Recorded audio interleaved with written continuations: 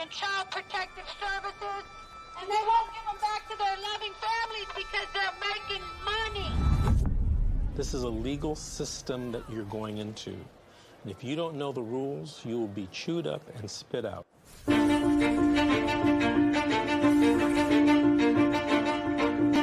If I could say anything to a mother who just got their children detained, you're in a crisis. Life feels like it's over. The most important thing is regaining custody of your children. The child welfare system at its core is designed to protect children who need protection. Okay, and that's key, is who need protection. So social workers, out of fear, will remove more children rather than only remove those children that truly need to be removed. It's okay. It's okay. This isn't someone stole your car. Someone broke into your house. This someone took your child, your flesh and blood. It doesn't say on this order that it was not proven. It says untrue. True.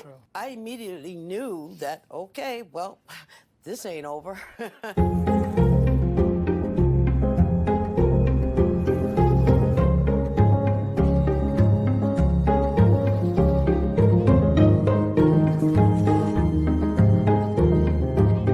Were there signs there? Were there no signs? Did I miss them? Did I catch them? At this point, I honestly don't know. Families only get a finite amount of time to reunify. I came into this field to help families, not destroy them. The difference between the criminal system and the child welfare system is substantial. You have more rights as a criminal than you do as a parent.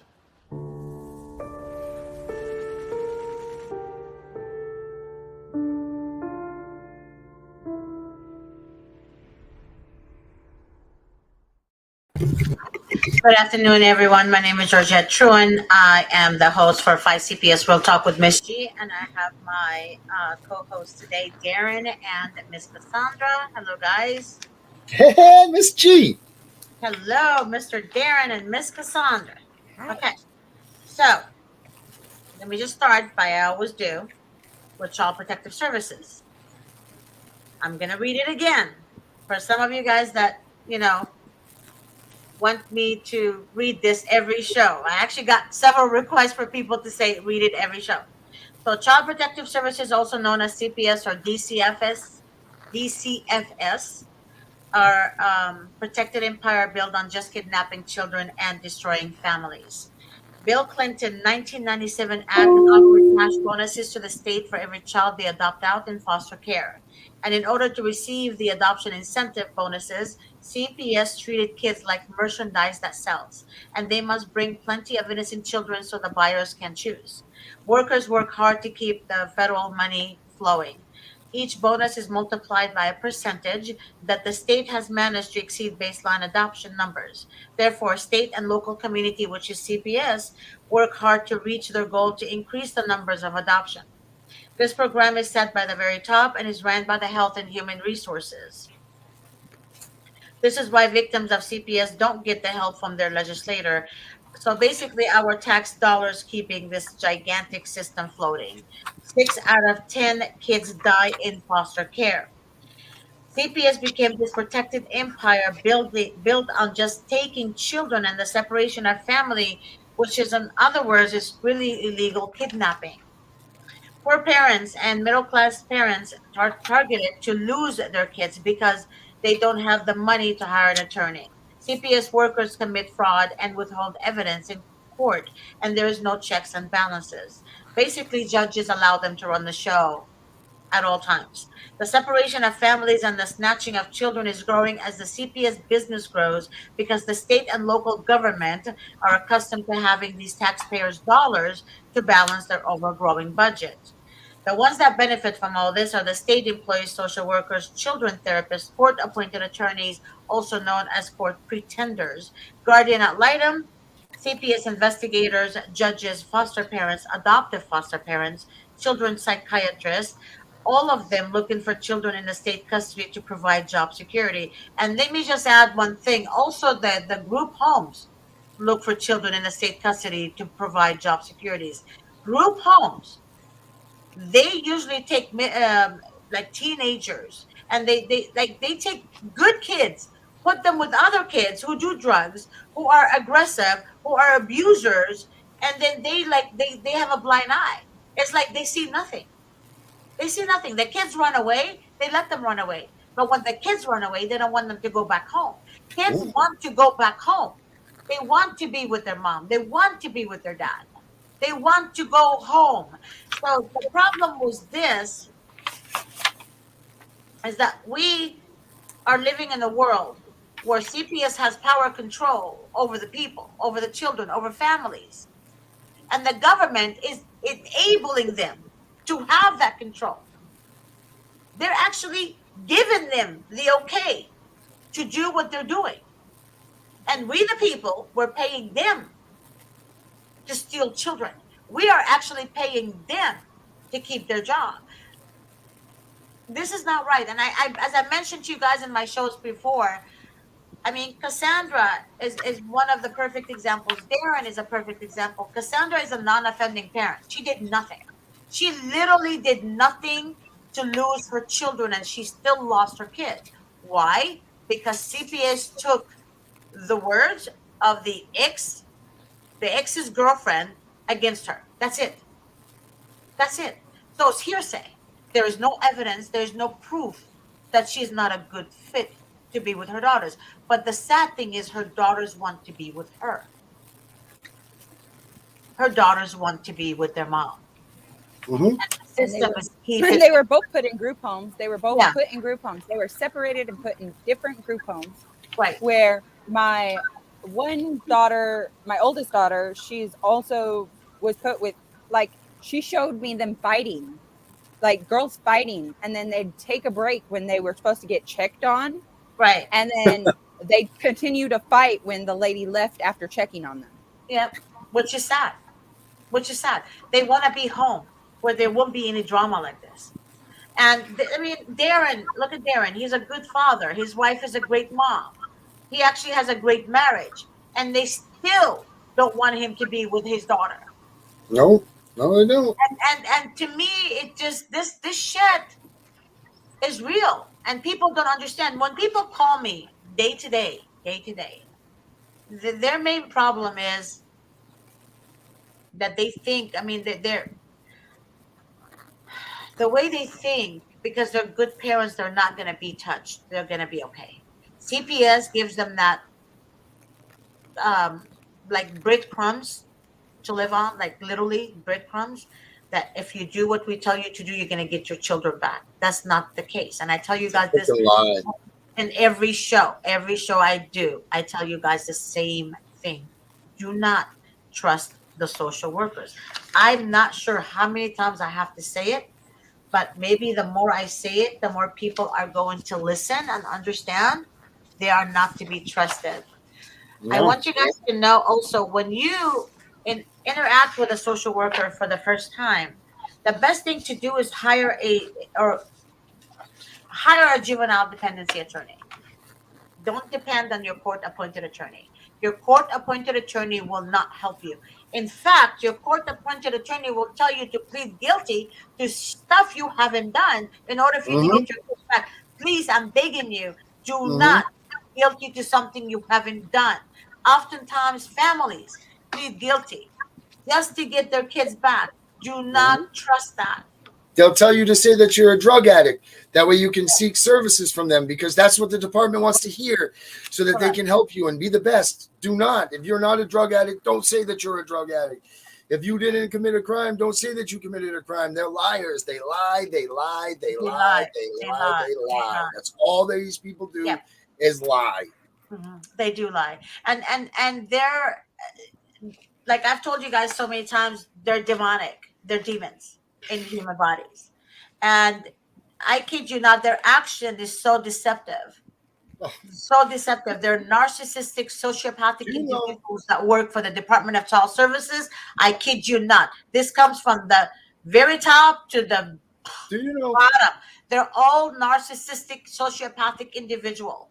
I kid you not. Their behavior speaks volume. Do you know that they high-fived? They high-fived each other in front of my mother and my daughter yesterday as they waited in front of the courtroom.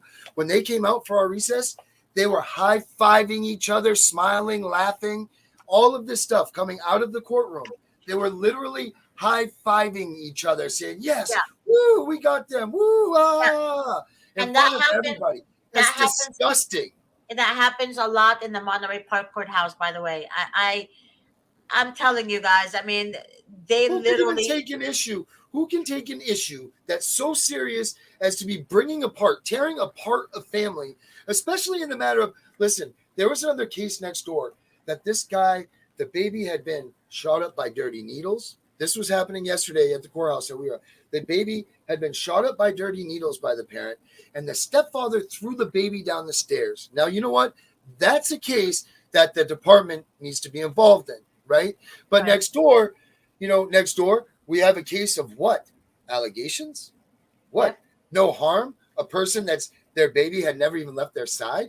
Right. Like there's two different worlds of what this department is, and I'll bet you $1 million there's more people like Cassandra and I going through this than there are about the people that the baby had been shot up by dirty needles and thrown downstairs. No doubt in my mind. For sure. Yeah. No doubt in my mind. I see it all the time. Yeah, and also, kids have rights. They do. And Cassandra's daughters, they're old enough to make that right. I mean, to have that decision to go back home. But they want them in the group home. Why? Because that group home is funded. They get money. It's all about money. And oftentimes the group homes are owned by social workers, family members, judges, district attorneys, owned by attorneys. They see that as money-making machine. Wasn't there just a case out there in your guys' state in California where it came across that some judge owned like 4 foster homes or 5 foster homes? The judge owned 4 adoptive agencies. Is that what it was? Yeah, it was adoptive agencies. Yeah. And I wouldn't put it, maybe I mentioned foster home, but it was adoptive agencies. But they adopt kids who are neglected and abused. And all his cases that he gets in his court is neglect and abuse. So, I mean, there's so much going on, you guys, behind closed doors that some of you guys think the system works. The system doesn't work. The system only works for people who have connection with the system. Yeah. Facts. The people that have connection with the system, for example, a man marrying a district attorney and he gets the children, the mother is innocent, etc., etc. All this. I mean, just put 2 and 2 together. This is a true story. A man, firefighter, a few months after his divorce, marries a district attorney. That district attorney later on becomes a judge. And the mother, kids were taken from her, even though she has no crime, no drug use, nothing in her record. But yet, because of that connection he has, and his aunt works for the Department of Child Services, his mother is an attorney, so there you go. So the whole dynamic. And then they made the mother look so bad, but social services know his aunt, so guess what? They sided with the dad. Of course. They sided with the dad, even with psychiatric reports stating return the kids to the mother immediately.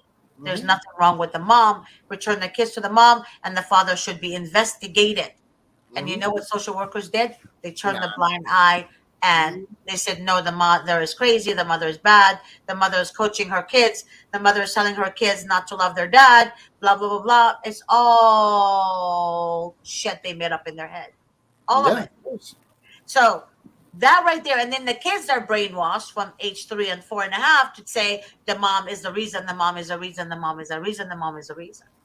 And that's far from the truth. So you give a narcissist, right, the power to another narcissist to control. So that's how it's like they pass it on. And the mom suffers and suffers and suffers just to see. And the dad. And the dads too. But I'm talking about a true story. I know what you're saying. Yeah. I know. So that right there is enough of violation of your rights. However, the system doesn't see that they're doing anything wrong. Narcissist doesn't want to lose. They want to win. So how do they win? By allegations, false allegations against you. Allegations. That's not even proven facts. That's Right. hearsay. It's hearsay. All of them are connected together. Right. All- So it's supposed to be clear and convincing evidence, right? So if allegations is hearsay, how is it that you can be convicted or at a point that clear and convincing is hearsay? You know what I mean? Like, Right. how can you punish someone on allegations? Right. How can you punish someone until the facts are out and then use that as clear and convincing evidence? You know, like this is another problem that we're dealing in with this system. How many people? Now, I'm not condoning people that do crime, but how many people have done something and their kids have been taken away by CPS because they're alleged? You know, it's supposed to be innocent until proven guilty. And it even says that in CPS policies that you're supposed to be innocent. You know, you're not supposed to be substantiated. You're not supposed to be any of this stuff. But people are let in this department just run rancid right through it. Look at poor Cassandra. Nothing. No reason. Nothing. And no one's doing a damn thing for her. No one's helping her. No one's advocating for her. She didn't even have court.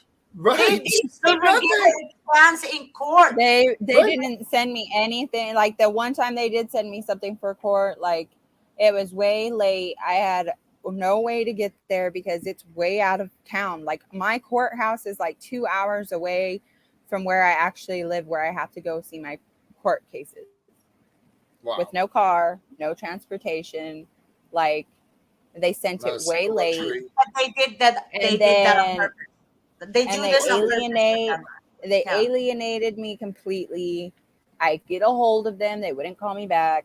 Like I didn't even know who my public defender was. And I didn't know my public defender got changed in the time that my case has been open. The first public defender I had told me I could not appeal and just follow what they said and do what they say, or I'm not going to get my kids back. And I don't remember ever signing anything. I remember them telling me I had to go to the courthouse or go to the drug testing facility to test for drugs. And when I get there, they tell me I can't do it. Let me ask you this, Cassandra. Because of allegations. Allegations. Her ex's girlfriend. And the court ordered that? The court ruled that you have to go do that? Yep. Wow. I can't. It's just ridiculous. And when I went to go do it at the facility listed on the paper in my town, the facility told me that it was not able to be done because I had to have a certain kind of color that would pop up because they do random drug tests by a color code.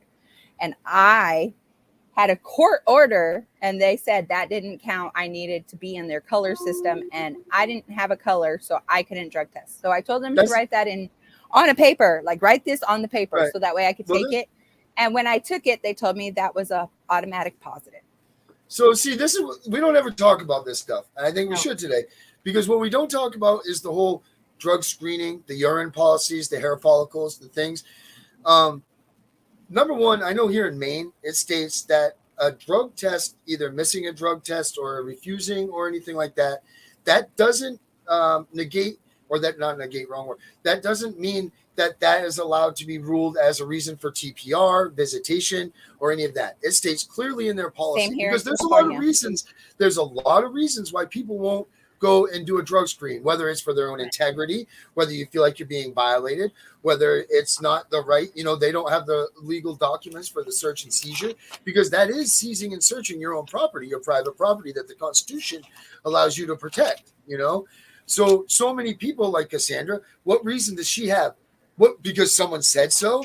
Well, why should, and people say, well, if you're innocent, then you should go. So she should go pull her private parts out in front of everybody or some stranger to see, for her to squat down and urinate, for them to examine what is inside of her body, to have access to her DNA, to see any, for no reason other than someone said so. Well, they say it's no big deal if you didn't do drugs. No, that is a big deal. That just violates her all the way through her body, through her privacy, through everything.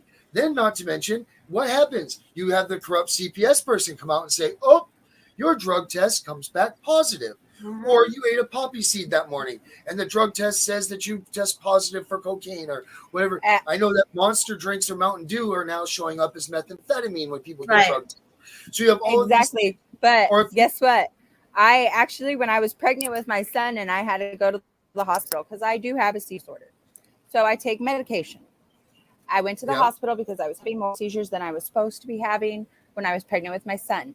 I almost got CPS, almost took my son from me when I had him and my kids, at my 2 girls at the time when I still had them, because of my medication coming up dirty, making me look dirty for PCP. Right. So PCP. this is My this, medication right. metabolized down in my body and made me come up dirty for that. And they almost took my kids for that. And Right. then luckily the doctors, because it was a learning hospital, so they had to find out why, because obviously I wasn't on PCP. Like Right. obviously. And they said, Right. well, they went back and they looked and they found out that my medication that I take actually false pops for that, and Right. it's because it metabolized in my body and made it come out that way.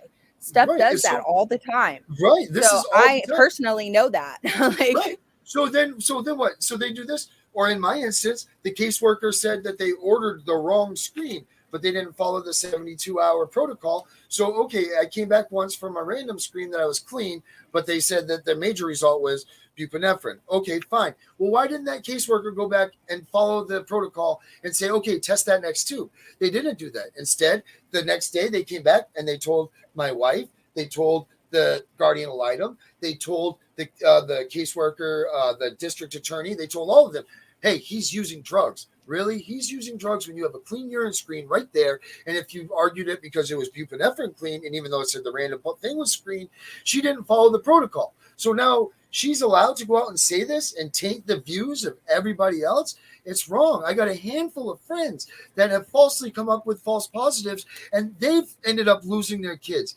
So, and let's not even talk about that. Let's talk about what if, in a case like myself, for instance, I'm alleged to do certain criminal activities, criminal things. Now, what happens if now I come back with a false positive? Guess what? I get put in handcuffs. I get thrown in jail. Like, so there's multiple stages to this dirty industry and this dirty CPS corruption, to say, whoa, hold off on the urine screens. Because, if you go get your own private urine screen, they don't accept it.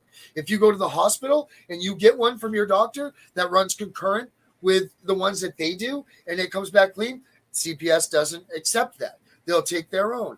Maybe if you're lucky, you can go into the courtroom and you have a decent judge that will say, okay, what's the problem here? Chances are not, as we've spoken earlier. You got judges that are involved in the foster care system. You got them in adoption houses.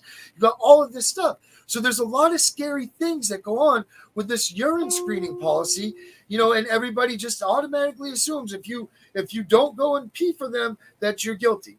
It's probably 30% of those people really are, but 70% are scared to death that they're going to be false positive, or there's going to be something that happens, because you can't retract from that. Like, how are you going to prove, in CPS, if you give them a dirty urine, it's not like if you're in rehabilitation and you're trying to get yourself clean from drugs.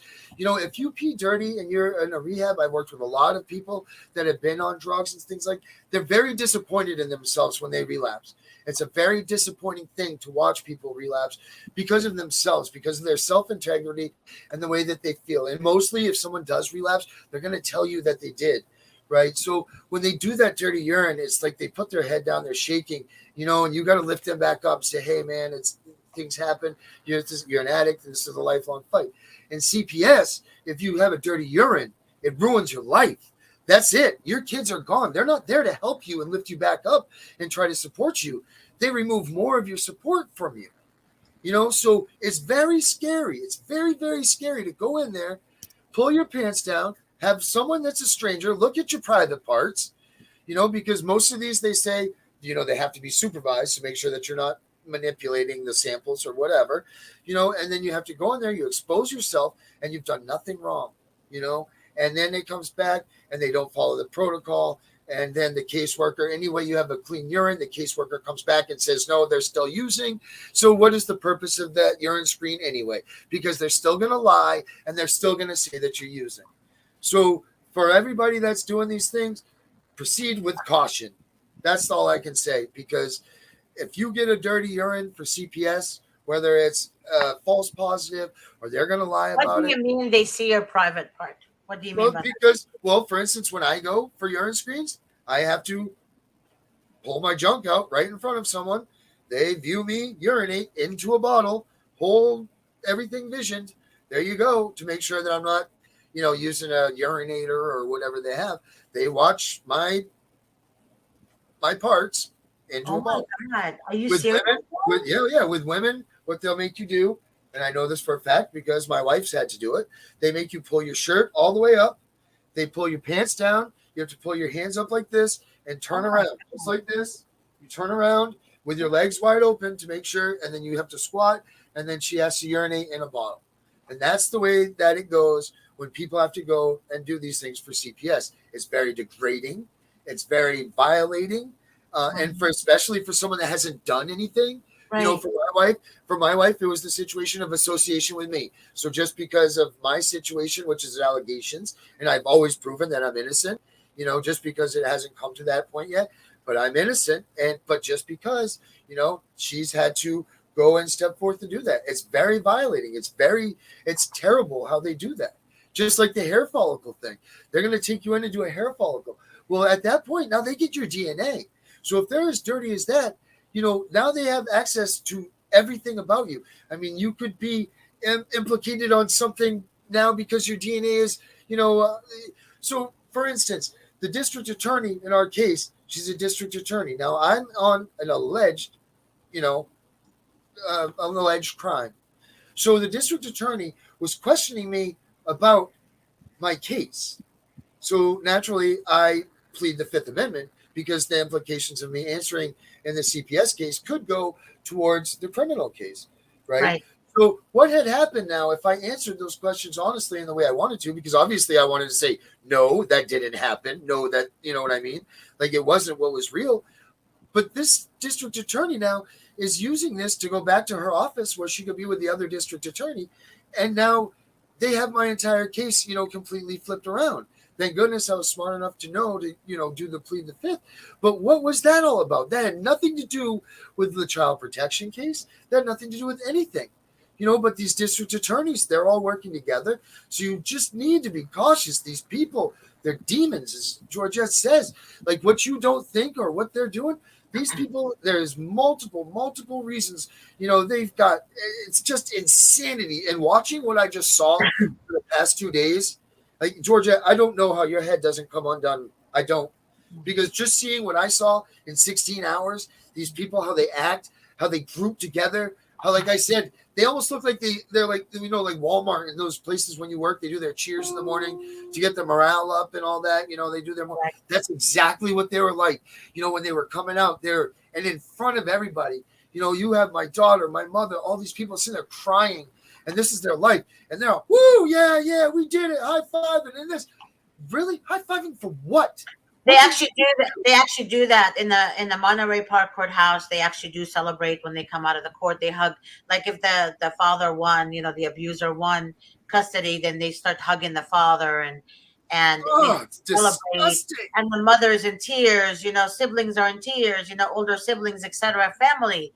I mean, it's sad. It's very, very sad. I spoke to a previous court-appointed attorney that used to work for the Monterey Park courthouse, and this person, I'm not going to say if it's a he or a she. I'm not going to disclose who, but this person said that they were trained that they basically they're told to convince the parent that they want to lose, that the court doesn't like. So in court, the judge would look at two parents, for example, and the judge would be like talking among themselves. They say, "Oh, I like him. Oh, I like him because he's a firefighter. I like him." And that's what this person told me they do. So what they do is they label the person based on his connection with a government job. I don't understand. I'm trying to make you guys understand me without disclosing who told me this. But this person said that they can no longer work there because this person couldn't continue to do this. They couldn't continue to do this because every time they fight for the rights of the people, they're shut down. Right. They're shut down. So in order for them to get promoted and to be the head of the department, they have to abide by the county. They have to be friends with the county. With social workers, they have to side with them, and the judges side with them, and they do whatever the social worker says it should be done. So let me ask you this, Ms. G. When you go, and I don't want to, if you can't answer this, I understand.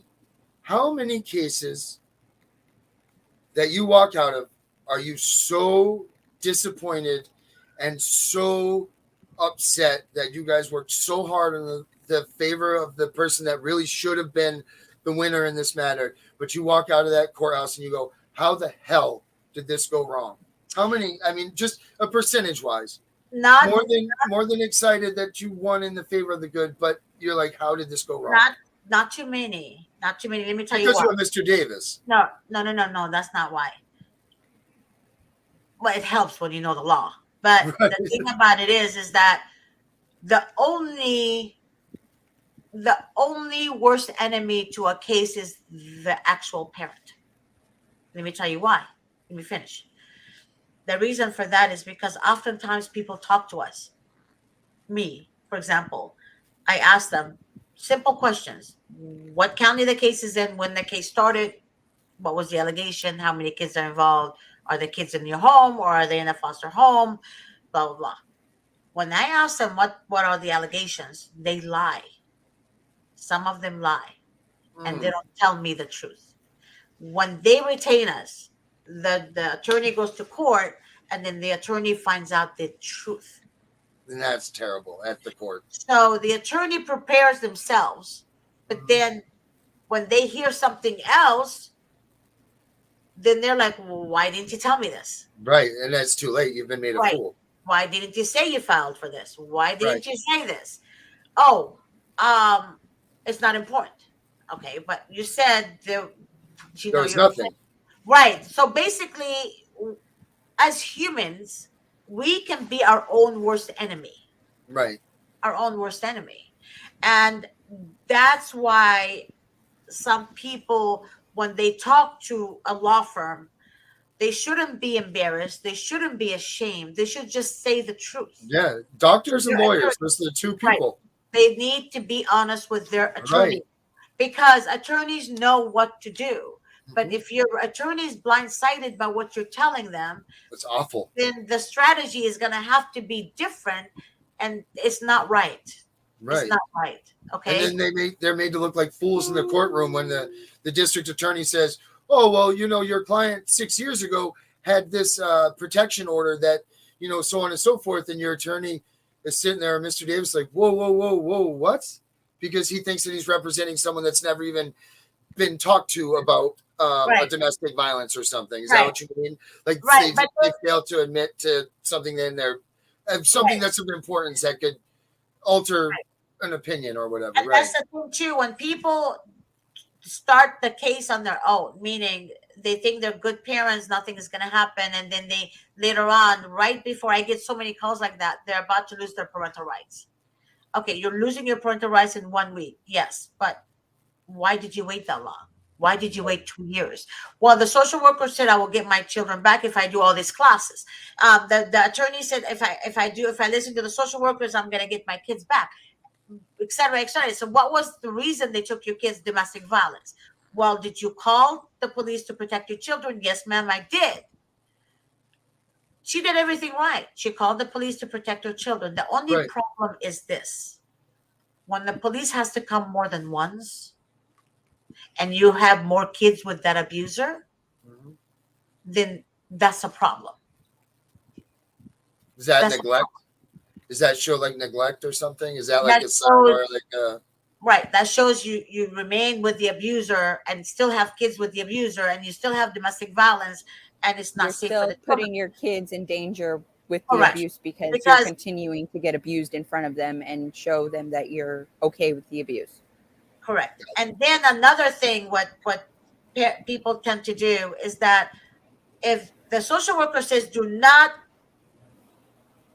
communicate with the abuser. And then all of a sudden the abuser is at the house. And then the mother or whoever, they say, well, he was picking up his clothes. But they don't understand that the social workers have people following you. Oh, they do. People actually monitor your home. So they know Yes, exactly what you're doing.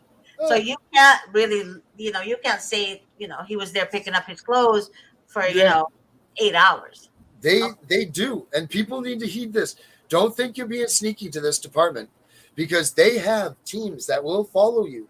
They will watch you. Sometimes they even get a house in your neighborhood to see what you. If they are that hard against you, they don't think you're pulling anything fast by them.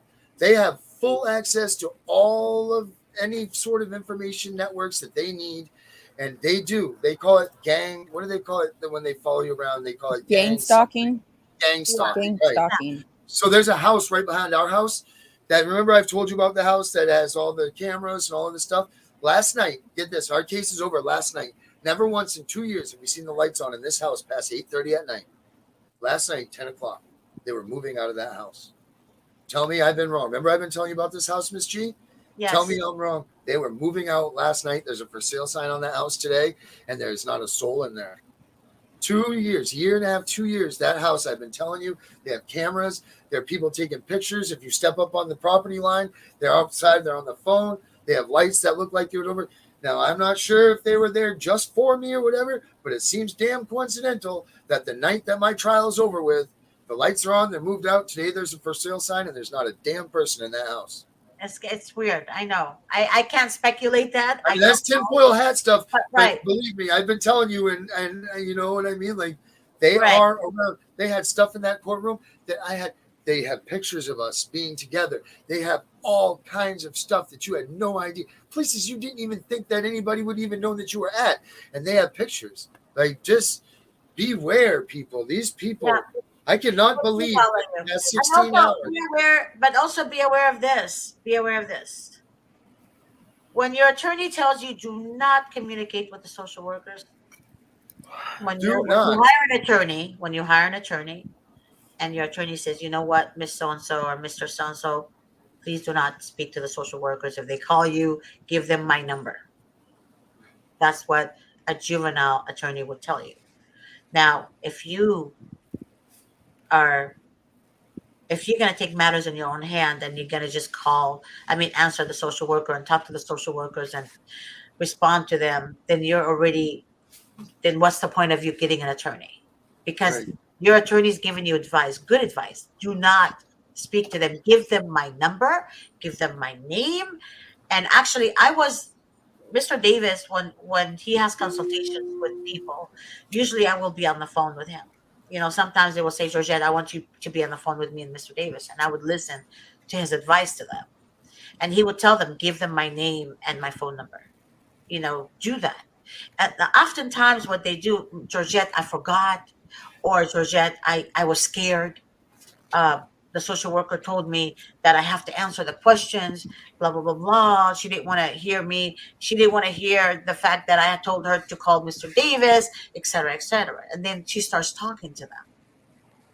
And I'm like, no, but that's wrong. When Mr. Davis tells you to do something, do it. Give them exactly the instructions that Davis gave you, right? And don't worry about what they say to you. They're going to say all kinds of stuff to you. An abuser or a sociopath or a narcissist, they will say whatever they want you to hear. And in order for you to be afraid, they're going to use your children as tools to make you more fearful and do whatever they want. So they use intimidation. They use threats. Don't believe them. The devil is the father of lies. Don't believe them. And I told you guys yesterday and the day before, almost every week, try to meditate, center yourselves. Yes, meditation is huge. Meditation is very important. And if you don't know how to meditate, meditation is, I told you guys with ocean sound or ocean breathe. I love the ocean. Ocean is my go-to escape. So meditate with candlelight, scented candles, whatever it is that keeps you in peace, and close your eyes and take deep breath from your stomach. Not from your chest, but from the gut. and then inhale, exhale several times until your brain gets all the oxygen that's required for you to really think clearly and center yourself. And meditation is for you to get the clutter out. Any hatred you have, any animosity you have, any confusion you have, take it out, clear your mind, and put in the thoughts, right? Positive thoughts. Oftentimes we tell ourselves we're losers, we're not going to make it in life, and this is hard world, I don't know why I exist, and people tell me all kinds of stuff. But the more you keep telling yourself that, the more you're going to create that into your existence. Don't let others' perception of you become your reality. It's going to come to life. You don't want it to come to life. Right. What you want to come to life is positivity. What you want to come to life is that you are strong, you are perfectly made, you are the head and not the tail. No matter what, no weapon formed against me shall prosper. And put on your thinking hat and gain knowledge and understanding, and who the enemy you're fighting is. I mean, Cassandra, she's so smart. One night I was talking to her and she's like, Georgette, I did this, I did this, I did this, I did this. I'm like, I mean, she's not far away from being an attorney. I mean, she was so clever that I said to her, what did I say to you? What did I say to you, if you recall, Cassandra?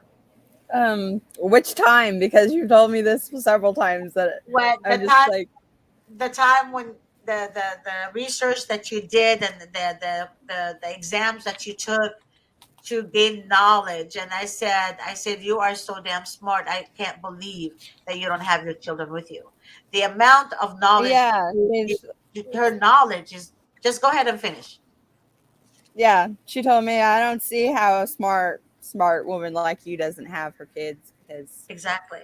And she's not just smart, she's like really talented. Like when she puts her mind into something, she really makes it happen. And she does research, she does do a lot of research, and she's amazing. I took so many classes, like it's unfunny.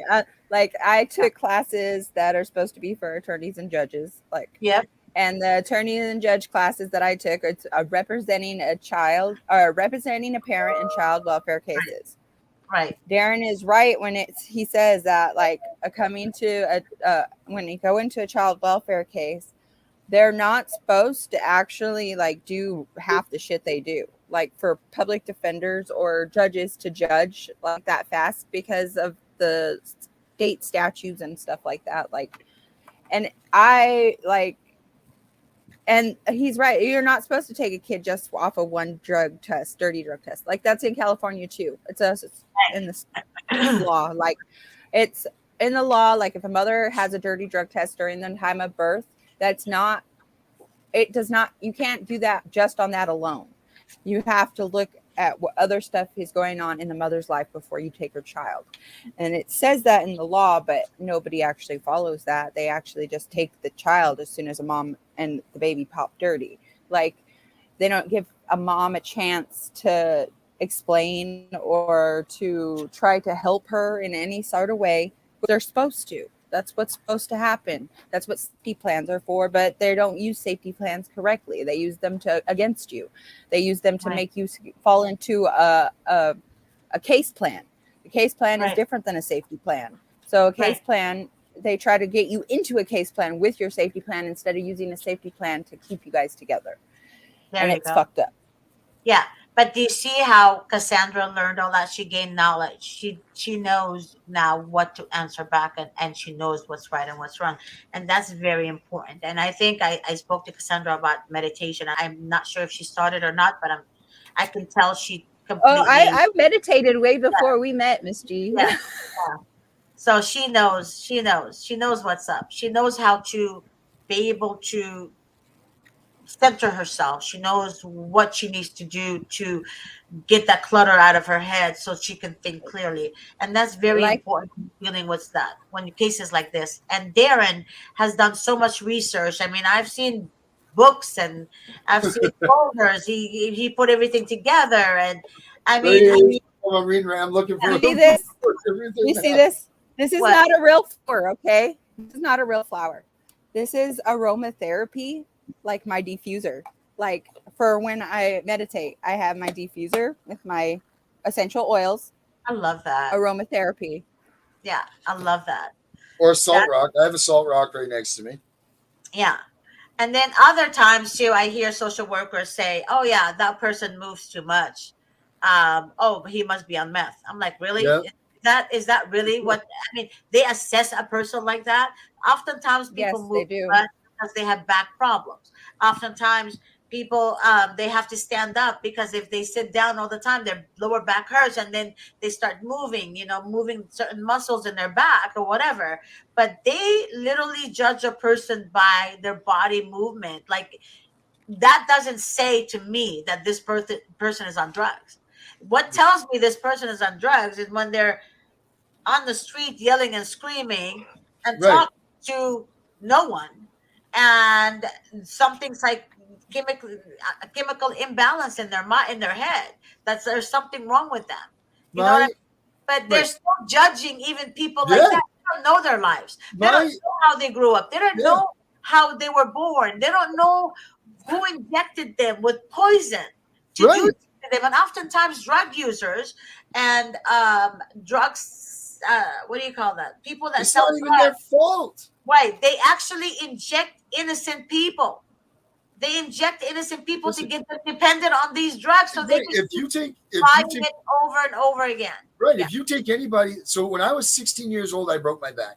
yeah, All right. I was 16. So that was 30 years ago, right? yeah. I got 8 Oxycontin 80s a day at 16 years old and 4 Percocet Right, 30s. right, I was on that regimen for 5 years because of my broken back. right. And I could have gotten more of those pain pills if I wanted. And then it was fine back then. I mean, no one knew. The pharmaceutical places were getting so much, they were getting so much money for putting all this pain medicine out on the streets. The doctors were just handing it out, and, it was just a big flux of stuff. And these people, all of a sudden, everybody said this is bad. They shut people off. And then, boom, next thing you know, you have, 1 million, 2 million, 3 million, 4 million people that have been on a regimen of pain medicine that taking it off of there has almost killed them, and instead of helping Because these it people, can. they've been turned into, the bad people of society. Instead of getting them, there's millions and millions of dollars that people have put out there for just even now, the opiate epidemic. We don't even talk about this, but where's that money really going? Because we still have an opiate epidemic, right? Like, so where's that money going? Because it's obviously not going to help these people that are in a lifelong fight. You know what I mean? And this is the other thing. DHS is focusing on this thing that the government themselves have created with pain medicines. 50% of the kids that are taken in the state of Maine are people that are of opiate dependency. Okay, so now that tells me that they've created something. They won't take responsibility for it. And on top of that, we're going to go ahead and take the money that the federal government is giving us to help and promote this. We'll take that money, plus we'll get the $134,000 per kid we get each year, and we're going to build ourselves quite an empire of financing here. This is just disgusting. And then, like, oh, wait, hey, I need help. No one's helping these people. We're going to take your kids. You go ahead and talk to anybody that is an addict. And what DHS, number one, what a counselor will tell you, the number one thing you need to do to beat drugs is a large support group. You need every person that loves you, cares for you, everything to be involved in your life, to make sure that once you're done with your things, that you are protected by them, everything. No, right. DHS comes, they dismantle it because they know that you're going to fail. Without your support, you are going to relapse. Without your support, you're going to fall off. You just can't. And this is just disgusting what they do and how they do this to people, that they do them so dirty like this. Not everybody is some junkie that's just searching their high. That is not. You would be so surprised if you go into a rehab or you go into any of these places. There's doctors in there. There's lawyers. There's firemen. There's policemen. There's people you go, holy shit. Go to a Narcotics Anonymous meeting. There are people, you're like, whoa. It's not just all the guy that's in the street corner pissing his pants. This opiate thing has overrun this entire country. I'm gonna share something with you guys, and I need you guys just to stay quiet and listen. If you guys still see ice cream trucks all hours of the day and night, all hours of the evening, meaning it starts coming, if you see 5 or 4 ice cream trucks in your neighborhood, different ones, you better believe that one of them is ice cream and the rest is drugs. Let me tell you why. Oftentimes they inject ice cream with drugs. Oh, come on. So yeah, you don't know that, but it does happen. Okay, I've heard it from someone. I can't tell you who, but I've heard it from a reliable source. Let me put it to you that way. And kids keep going buying ice cream, teenagers, adults, whatever, and then they get so addicted to it, and then all of a sudden something happens, and then they say, "Oh, that person is on drugs," but that person never took drugs. Oh my God. So, anyways, it's just remember that it happens in so many different ways. Oh my God. Okay. So that's what's going on up there? Well, another time too, kids are given candies from other kids who, this person that they know sells drugs, and they want the kids to want more and more and more and more. And kids are blinded to what they're taking from their friends and whatever. So to me, teach your children not to take even a piece of gum from her best friend. If she wants gum, she wants candy, buy her candy and gum and put it in her bag. So she doesn't have to want from anyone. To me, we have to think wisely. Okay, times are different. Every season, times changes. People are different. I mean, you see all kinds of people. People handle pressure different now than a year ago, before COVID, for example. Now there's angrier people, more angry, more resentment, more confusion. There's drug dealers who are using every way possible to introduce drugs to your children. You guys have to be mindful. Can I say something real quick? Yeah.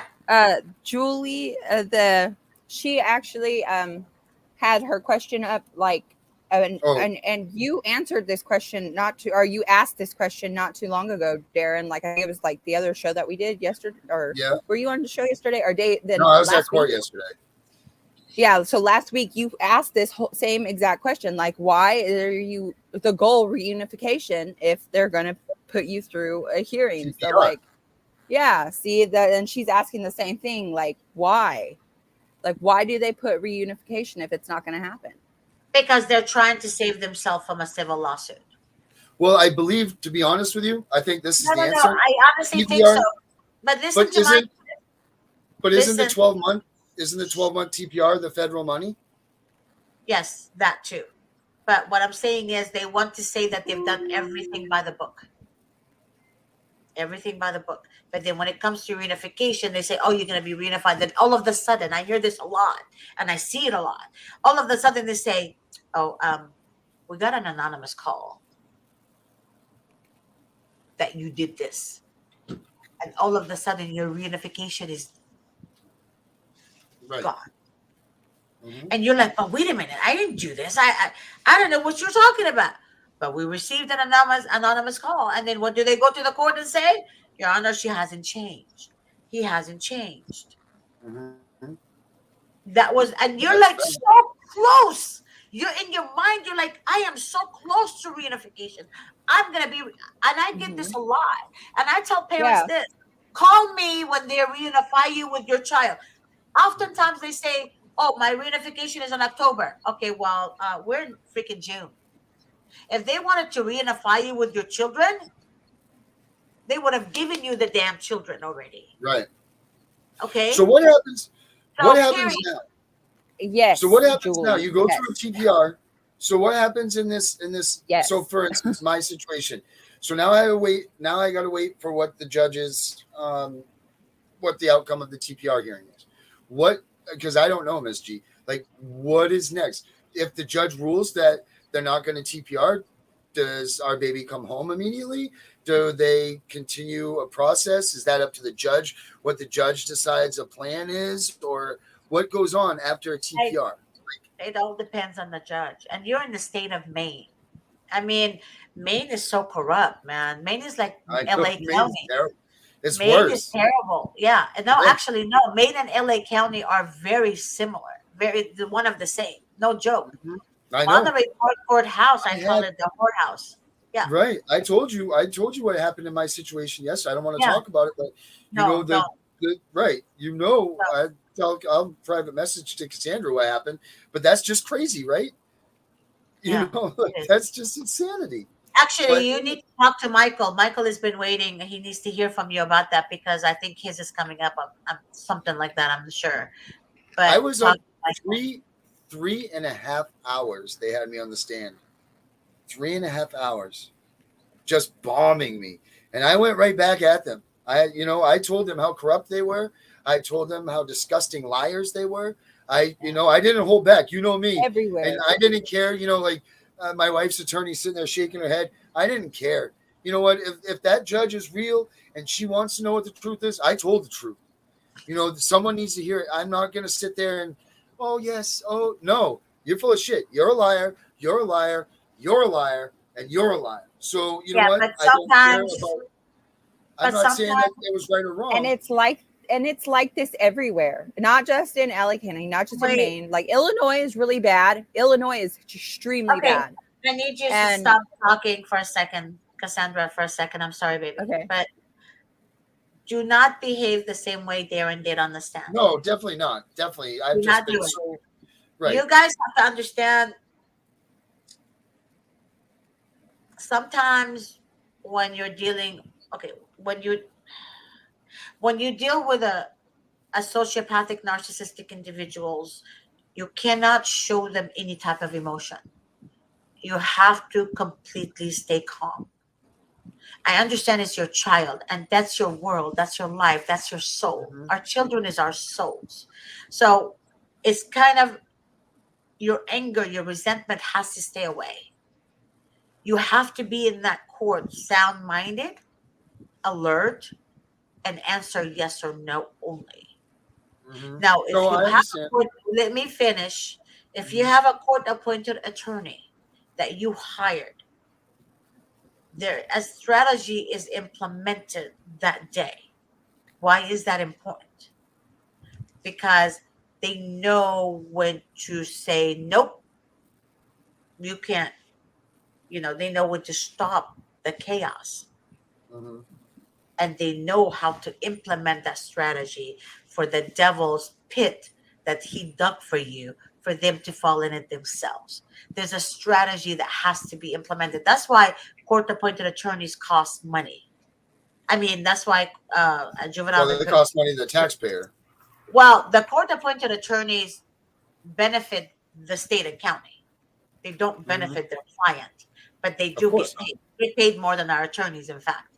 So what I'm trying to tell you is that when you hire a juvenile dependency attorney from a law firm, don't expect your retainer to stay at $5,000. It's not going to happen. Right. Whoever told you that is a liar and is not telling you the truth. Your retainer will increase. Your numbers will increase because the case is so bad. The attorney is working on your case. So don't ever think that you fighting the state, you against the state, that is a piece of cake. It's not a piece of cake. Because they're already, the minute they call you, they're already 10 steps ahead of you. Of course they are. Right. So you guys have to be alert. Do not call an evil to their face. You have to implement the strategy for them to fall in it themselves. Because at the end of the day, you know you're innocent. You already know you're innocent. The truth will come out, but the truth is not going to come out with violence. Darren, you've done, and I have to say it's wrong because I know you're angry with them, but telling them on the stand you're a piece of shit, you're a liar. I didn't say no. Never once said they were a piece of shit. I did tell them that they lied, and I said clearly that you guys have lied all day today. You lied yesterday. How did you say a liar. Just like that. I never swore. I never disrespect. No. Number one, when you're in a courtroom, you respect that judge and you respect their courtroom. First and foremost, you don't swear, you don't cuss, you don't. Now, am I loud? Am I very animated? Yes, I am that. And I did not hold back on telling the truth and saying that, look, This woman here has lied. This person here has given the wrong opinion. This person here has done this and they've said the wrong thing. But what did your attorney do? That's what I'm trying to understand. What did your attorney do? What he did. You know what he did? He said, Darren, tell the judge anything else that you feel like she needs to know from you, because he couldn't ask the questions because they were coming at me about my podcast. These things, they went out of the realm of what the strategy was. It wasn't about what we had done against the neglect and abuse. It was about what I had done now. Like you said, always be careful, be wary of what you do, because it comes to haunt you. And it did. It came to haunt me. My podcast that I went out against CPS for this past year and a half, I've been fighting this, the CPS corruption. Well, they used that against me in my TPR because they had no evidence against me for abuse and neglect. But what they did have now was me being angry on a podcast and talking and saying what I was saying on a podcast. And that's what they use to put and implement against me. The same thing that Georgette says, be very careful what you do while you're in your case, because you know what? We did nothing wrong when we had the baby. And I did nothing wrong here. Besides, emphasize my dismay for the corruption as we do on the show. However, they get a hold of that. They turn that against you. You're an angry monster. You're dangerous. You're out of control. You're out of line and all that. So there's 3 things I want to say about everything since we've been talking. Number 1, what Georgette says, coming right from here, paper trail. Do not talk to these caseworkers unless you do it via email. Make sure you CC copy your lawyer, CC copy someone else, because don't just make it the caseworker and you. You CC someone else, CC 4 other people. That way everybody sees these conversations, because you don't want anything that you're saying to these caseworkers to be between you and them so that they can twist it or have the opportunity. Number 1, just for say, make sure your attorney gets a copy of everything that you guys say. Number 2, when you're in the courtroom, make sure that your demeanor, you're good. You respect the judge. You respect the courtroom itself. Don't go in there saying shit, swearing, looking like a punk. None of that stuff. Go in there. You present yourself in the proper way, just like you're saying. And thirdly, what's that? That's Sandra, another thing. When I was doing the how to represent a parent for a child welfare case, one of the number 1 rules for an attorney to look at is their client's appearance. And if they can present well, that's one of the number 1 things they need to do. And if you don't present well, they won't put you up on the stand because they don't want you to self-incriminate. And they don't want you to be bad looking towards the judge or anybody, so they don't put you up there. Because if you don't look good and you do not present well, they're not gonna put you up there. They're not. Yeah, but they also that's one of the things.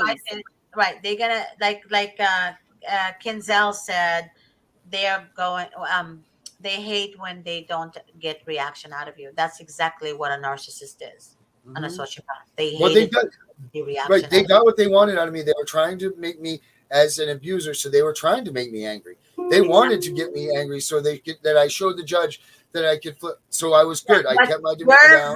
But I don't think they can use that against you, that your podcast. I don't think so.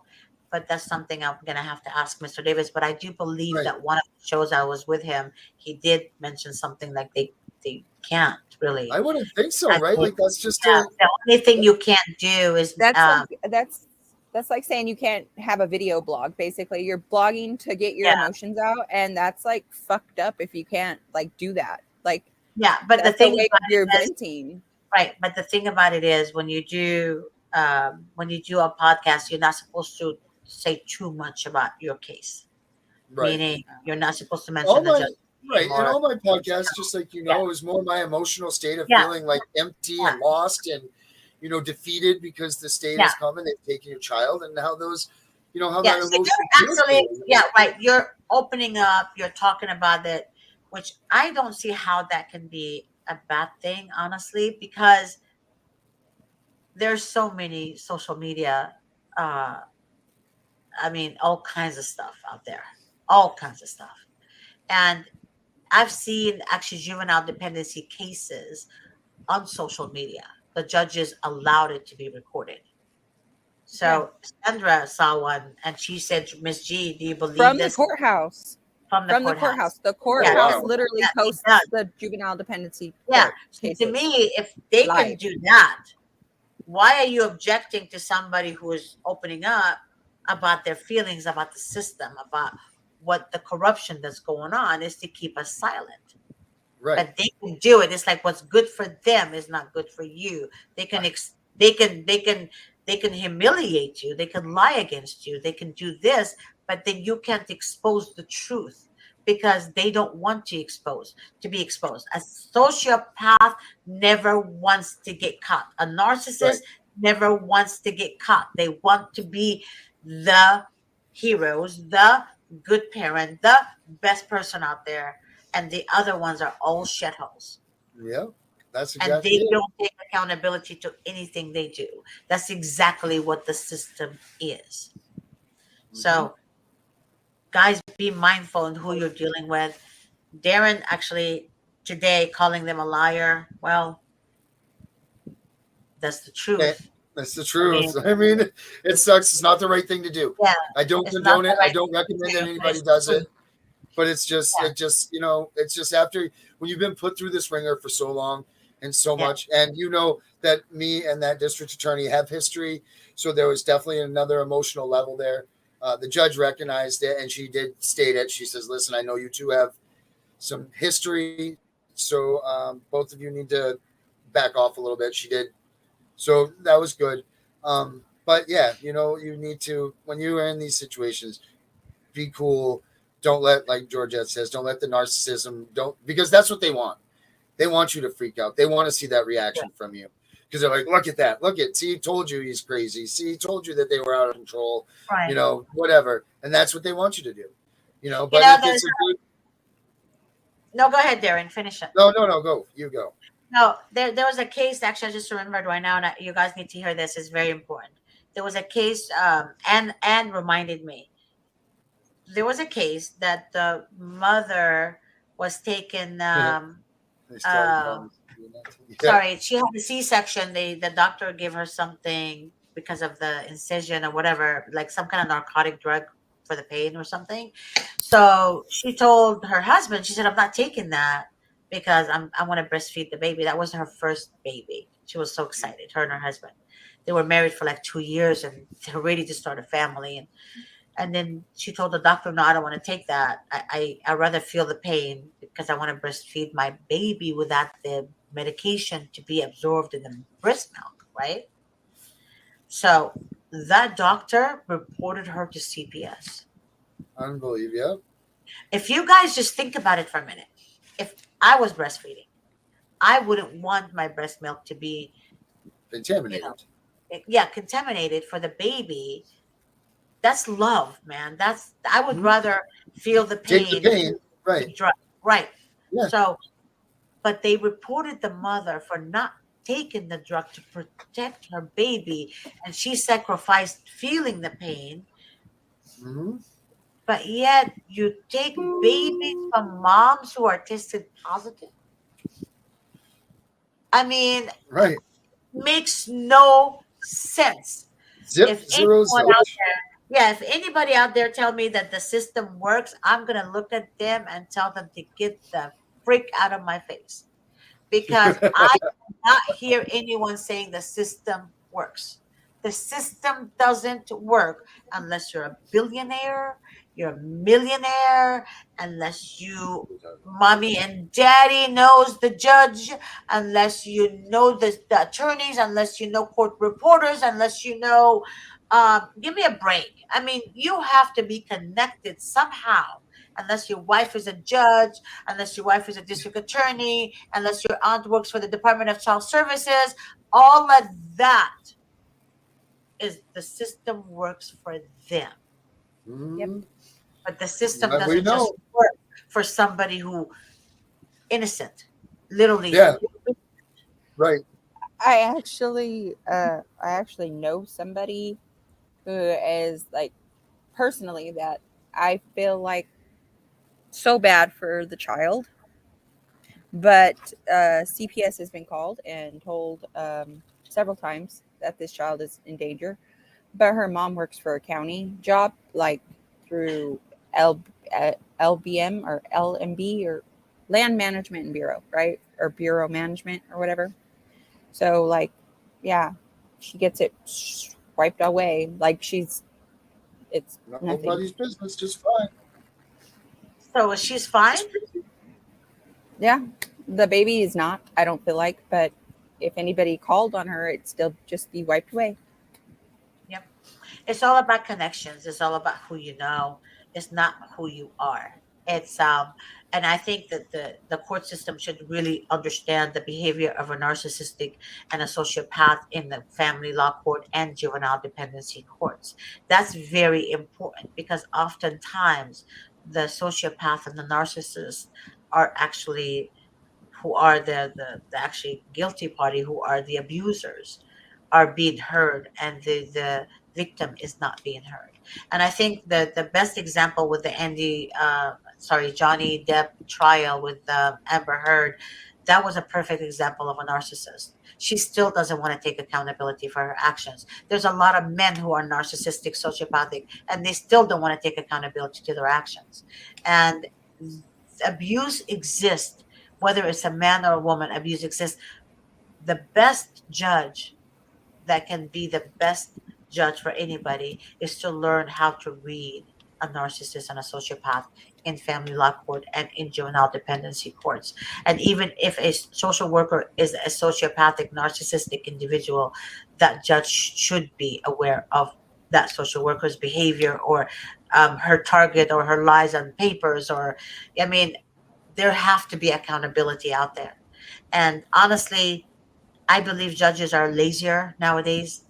They don't want to work too much. I don't know what it is, but people suffer because of your decisions. Innocent people suffer because of that judge's decisions, and that judge allowing the lies to continue and the manipulation to go on. We don't have the money Johnny Depp has. We don't have the money that Amber Heard have to hire a group of people. I'm not saying Amber Heard's lawyer team is amazing. They're literally, I think they're Johnny fans. I think they literally lost that case on purpose. But no, seriously, because they're so dumb. I was watching them. It was like, oh my God, how embarrassing. But Johnny Depp had the best legal team. Each and every one of them kicked ass, each and every one of them. But the point I'm trying to make is, if we, the people, had that money to fight the way Johnny did, we would also be, we would expose the ugliness and all that. People don't understand that it's who you know, how much money you have in your bank account, that actually keeps your children with you. That's not how it should be. That's not how it should be at all. At all. So it saddens me that people are fighting for their kids and they continue to fight, and yet the abusers are getting away with everything. That's very sad. Very, very sad. But I want you guys to understand this. If you guys don't have the money to hire a private attorney, try to talk to your family and friends. Do whatever you can. And don't worry about Sell your brand everything new car. you have. Sell your car. I have people who say, I just bought a car. I don't care. A car doesn't replace your child, period. If you have to sell your car, sell your car. If you have to be with your brother, your sister, your cousin, or your friend, until you pay that attorney, do it. We have clients who actually lived with their siblings, their family members, whatever, until they got their kids back. So just do whatever needs to be done and help your family. I have seen family members who don't want to help their family because they believe what the social workers are saying about their brother or their sister or their cousin or their aunt or their whatever. Don't believe what you hear from these people. Do not believe what you hear from these people. And that's the problem. We have family members who can't afford a retainer for their brother or sister. They don't do it. They don't do it. Why? Because they think they don't need to help them. They think in their mind that they've done something wrong because CPS put it in their head and everybody else's head. This person must be bad, right? That's why the child is not with them. But that's what the devil wants you to think. Just like the devil wants you to think there is no God. And there you have it. Kinsey said That's how. the hospital is going against me and trying to paint me as an angry black woman. Well, you're an angry black woman because you're fighting for your baby. For your kids. That's damn right. Yeah. So if you have no feelings for your Just child, remember to you keep know your what? shit together. Yeah, let me tell you what a judge said one time, Kinsey. The mother was on the stand, and the judge said to the mom, "Why are you so calm?" And the mom said, I'm not. I'm sorry. I don't understand your question." I mean, like she was kind of like, "Oh, well, how do you want me to answer that? Why am I so calm?" She said, "Well, you must not love your child because you're not crying. But yet, if the mother cries, they call her what? Weak, Unstable, crazy, and unstable, weak." crazy, needs meds. Yeah, all Right. that stuff. So it's damned if you do and damned if you don't. And that's why it's very Twist. important for you to hire the right attorney that Mhm. understands to fight your rights. I'm not joking you. You guys have to hire the right attorney. You don't want just anybody to cut you open and operate on you. Okay? Mhm. So this is worse than an operation. This is the children lives. And that's all I have to say. And family out there, shame on you for judging your own flesh and blood Mhm. and not helping your own flesh and blood because of your stupidity and your Mhm. lack of knowledge. I don't care what college you went to. I don't that has nothing to do with common sense. Nothing to do with common sense. You don't learn common sense at college or high school or junior high. You don't. It's either you have it or you don't. And if you don't have it, then you're going to be blindsided for the rest of your freaking life. Okay? So, God bless you all. I'm going to have to end the show. I love you, Cassandra. I love you, Darren. Love you Love you too. too, Miss G. And I will talk Don't to you guys forget, soon. oh, Miss G, 2024. Bye, I y'all. love you guys. Bye. Bye, guys.